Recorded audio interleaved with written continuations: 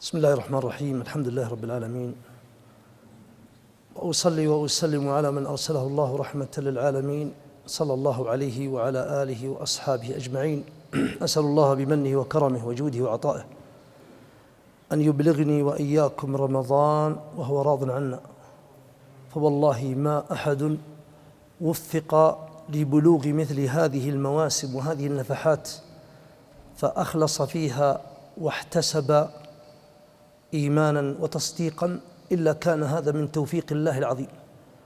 وأعوام مضت نعرف فيها أقواما قد أعدوا العدة وأخذوا الأهبة وأستعدوا.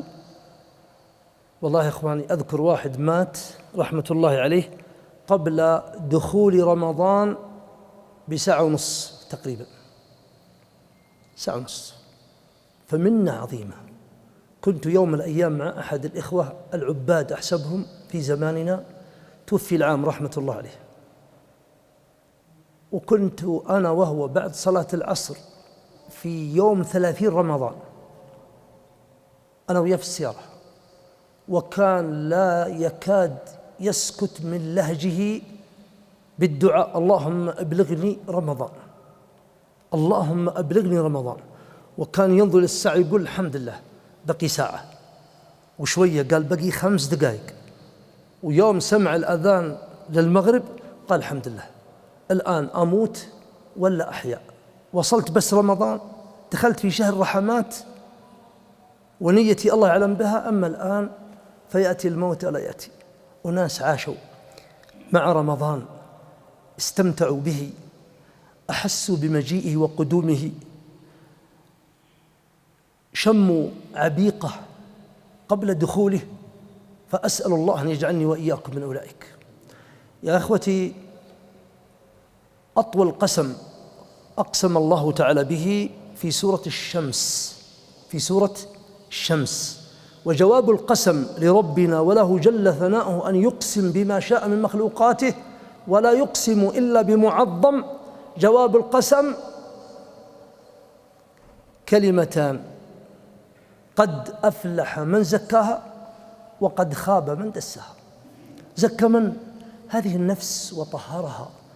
ولتعلم أن فرضية الصيام وأي عبادة المقصود بها هو تزكية النفس وتطهيرها من الأدران والأقدار والشرك والبدع والذنوب والآثام والقبائح من الأخلاق. ولذا ماذا يقول ربي في سورة التوبة جل ذكره؟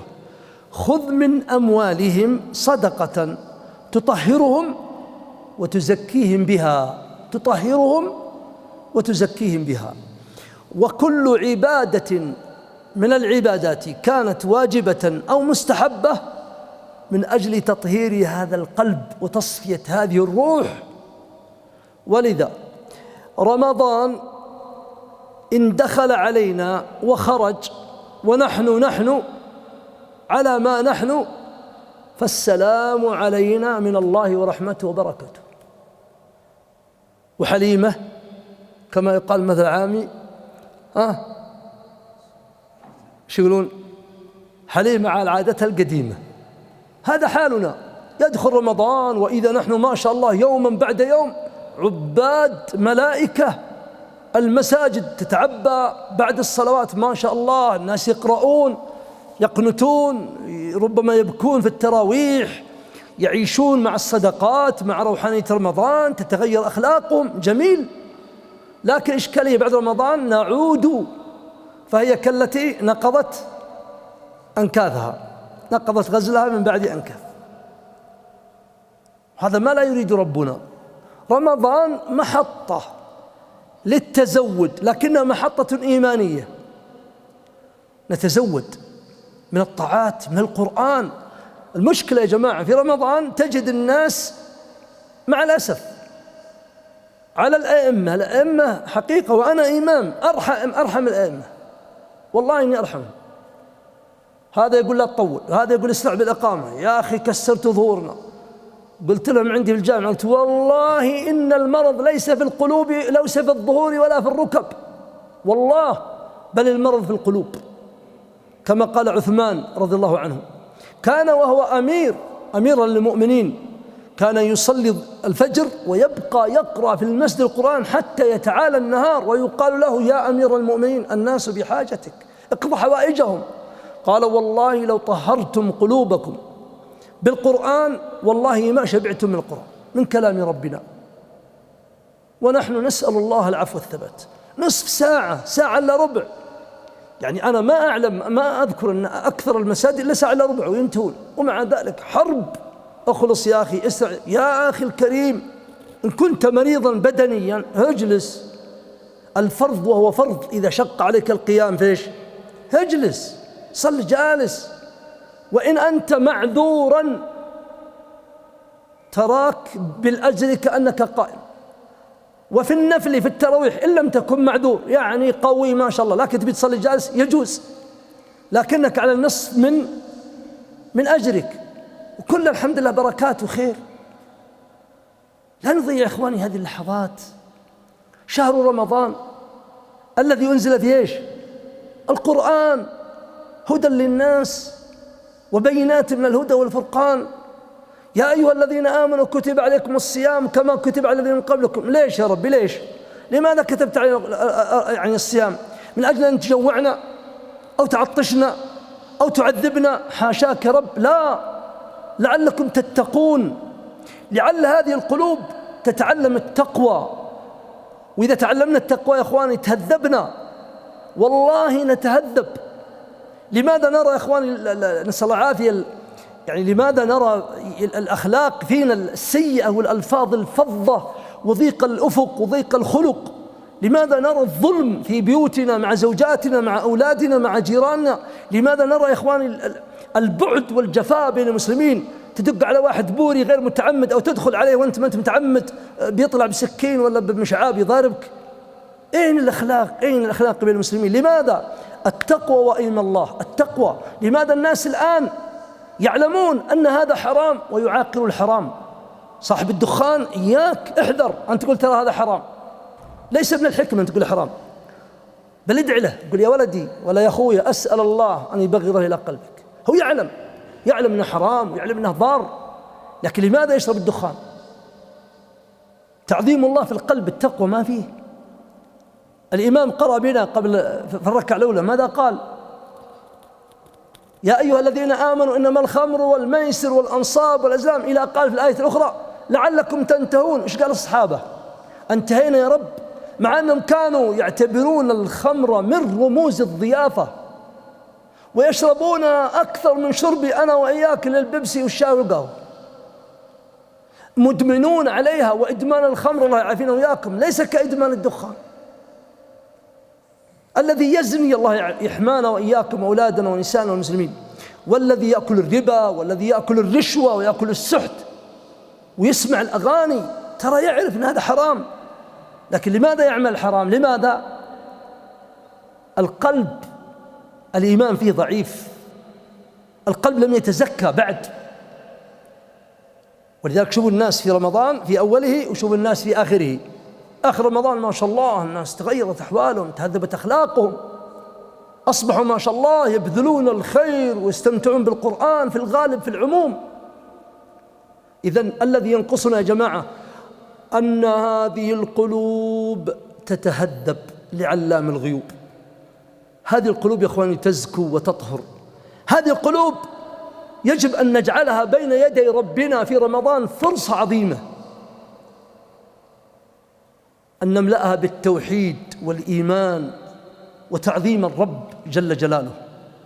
لا يسكن في قلبك إلا الله، لا يسكن في قلبك إلا الله، لا تعظم إلا الله، لا تخشى من أحد إلا من الله، لا تحب محبة تعظيم إلا الله، لا ترجو ولا ترغب ولا ترهب ولا تتوكل ولا تفوض أمرك إلا إلى الله جل جلاله. هذه العبودية الحقة يا إخوان. الآن يدخل رمضان وعندنا ما أقول الشرك أكبر، لا، عندنا الشرك أصغر.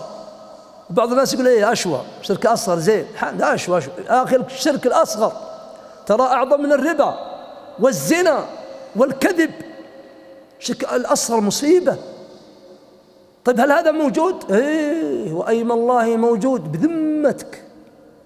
وين تعشيت البارح؟ حرام إني صادق، حناث، طلاق أن تأكل ذبيحتك. هذا وشو هذا؟ هذا شرك أصغر، شرك.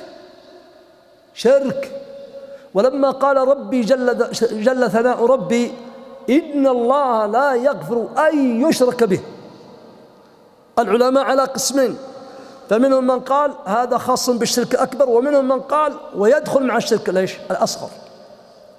والذي قال الشرك الأصغر يدخل فيه ترى عنده حجة ودليل، لأنه قال أن يشرك، وأن هنا مصدرية أتى بعدها إيش؟ فعل المضارع تقريبه إلى مصدر، إشراكا. إن الله لا يغفر إشراكا، وإشراك النكرة، فإذا أتت النكرة في سياق النفي أو النهي أو الشرط أو الاستفهام فإنها تفيد إيش؟ العموم. خطير، انفخوبه، اشتلوه، خذوا عقله، اسحبوه يا سبعة. يا أخي هذا شرك. بس يا شيخ قلوبنا طيبة ترى، حن على نياتنا. لا إله إلا الله، كم عصي ربي في زماننا هذا للفهم الخاطئ، إنما الأعمال بالنيات. أخي الكريم، اعلم أن النية الصالحة قاعدة شرعية لا تصلح العمل الفاسد. النية الصالحة لا تصلح العمل الفاسد. النية الصالحة لا ترافق العمل الفاسد. أعطيكم مثل، افتوا أنتم، ما هو الذي يفتي، أنتم. ايش رأيكم لو أن إنسان أخذ الربا في بنك ربوي، وفوائد الربا يأخذها ويوزعها على الفقراء والمساكين؟ يا أخي الربا حرام، اتق الله. قال يا جماعة اصبروا، أنتم شققتم عن قلبي، أنتم دخلتم في نيتي. أنا نيتي إنما الأعمال بالنيات. والله ما أقصد يا أخي إلا أتصدق على المساكين اللي ما هم لاقين ولا شيء يأكلونه. وش تفتونه؟ تقول بيض الله وجهك، ممتاز، هو ربا. يا أيها الذين آمنوا اتقوا الله وذروا ما بقي من الربا إن كنتم مؤمنين، فإن لم تفعلوا فأذنوا بحرب من الله ورسوله. واحد يزني يقول يا جماعة ترى والله نيتي طيبة، الآن يتركون صلاة الفجر من الجماعة. يا فلان، قال أهم شيء النية. يدخن، يحق لحيته، يسبل ثوبه، يسمع شيلات وأغاني، يقدم زوجته على أمه، يؤذي جيرانه، يقطع أرحامه. يا أخي قال يا أخي شف، إنما الأعمال بالنيات. وترى على فكرة الله حنا زي ما قالوا معتمدين على رحمة الله، ورحمة الله وسعت كل شيء. طيب جميل، كملها تكفى. مثل من يقول فويل للمصلين ويسكت، ما عاد أحد بيصلي، كملها. طيب ورحمتي وسعت كل شيء، ها وش يقول ربي بعدها؟ ورحمتي وسعت كل شيء فسأكتبها للذين يتقون. وش التقوى اللي أمرنا بها في رمضان، وهي علة صيامنا، بل علة فرضية جميع العبادات؟ التقوى، لعلكم تتقون. التقوى هو أن تجعل بينك وبين عذاب الله وقاية بفعل أوامره واجتناب نواهيه. اللي ما يصلي إلا بعض الفروض على كيفه في المساجد، هل حقق التقوى؟ لا. اللي يأكل الربا، واللي ما يغض بصره، طالع الفضائيات وطالع في المقاطع ويا زين هذه ويا حلوها، والله ما اتقى الله، والله ما اتقى الله. الذي يصبح ويمسي وهو ينتهك أعراض المسلمين ويخوض فيها، يحتقر هذا ويهمز هذا ويلمز هذا ويستهزئ بهذا، ليست من التقوى، ليست من التقوى يا جماعة. فسأكتبها الذين يتقون ويؤتون الزكاة والذين هم بآياتنا يؤمنون. يقول لك يا أخي ما حد يدخل الجنة بعمله، صح، حد يدخل الجنة بعمله من باب المقايضة؟ لا، لأنك لو تسجد لله منذ خلق الله الدنيا، ما هو من يوم خلقك إلى يوم القيامة، وما عملت سيئة، لن تكون عبادتك هذه ثمنا للجنة التي هي سلعة الله الغالية. واضح؟ لكن عملك مطلوب، وهو الذي يؤهلك لرحمة الله. فإذا رحمك الله أعطاك.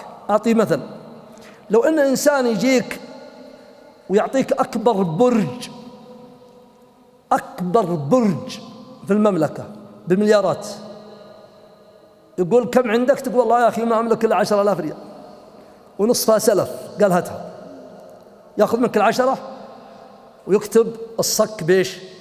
باسمك. هل يساوي 10,000؟ لا، يساوي مليار وكذا، لكنه فضلا منه وكرما يريد أن جوده. كيف بربي جل جلاله؟ لكن الله سبحانه وتعالى إيش يقول لأهل الجنة؟ كلوا واشربوا هنيئا بيش بما كنتم تعملون. الباء هنا سببية، أي بسبب أعمالكم وامتثالكم، وإلا أعمالنا ما تعادل شيء وليست ثمنا للجنة. يجب أن يعلم هذا يا أخواني. قول يا أخواني باختصار شديد، أنتم ما شاء الله أنا أعلم عندكم علم أفضل منا، لكننا نذكر أنفسنا أن رمضان لا يدخل عليكم إن دخل إلا وقد الإنسان جعل له برنامجا. إياكم أن تشتتوا رمضان بالسهرات وبالفضائيات وبالجلسات.